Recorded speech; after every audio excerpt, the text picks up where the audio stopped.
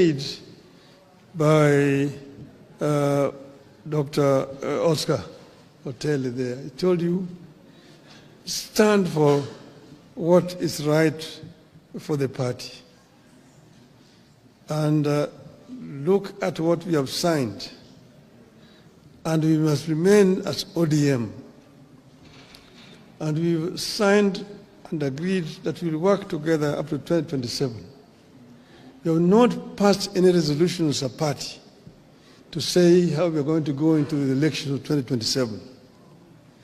So wherever you are, don't commit the party to some things which have not been discussed. Let those things be discussed first. We are ODM. Who's told you that ODM will not have a candidate in 2027? Who has told you? So first, think as ODM. We have a clear plan that we have negotiated and we've agreed on, and let us continue to implement that plan. Other decisions we'll take when the time comes. Finally, first, I want to thank Mbadi for bringing out some of the issues. Like he talked about selling some assets. Kenya Pipeline Corporation. The pipeline is underground from Mombasa through here. Even if you sell it, where is somebody taking it to? It remains very much an asset of Kia. It is just there on the ground. So somebody want to buy it, buy it. That is what Margaret Thatcher told Britons when the Arabs were coming with petrodollars to buy historical buildings in the UK. She said, even if they buy Buckingham Palace, where are they going to take it? It remains here. Your asset. It's an idle asset. Sell it so that you get money instead of going to borrow. Make money to invest instead of going to borrow here.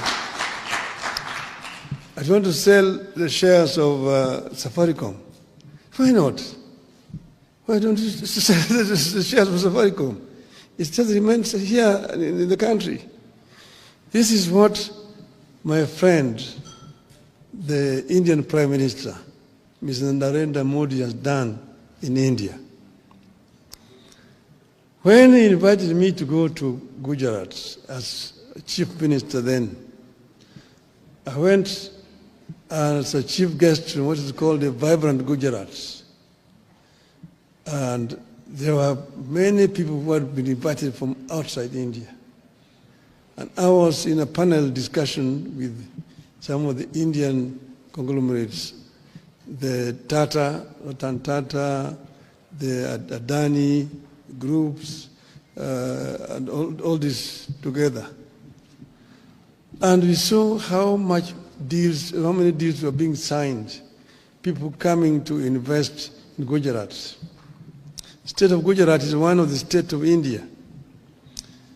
The economy of Gujarat was growing at the rate of 13% per annum, compared to 5–6% of other states. Gujarat, you know, the population of Gujarat is 60 million people, bigger than Kenya. So I asked Modi, how did you manage to achieve this?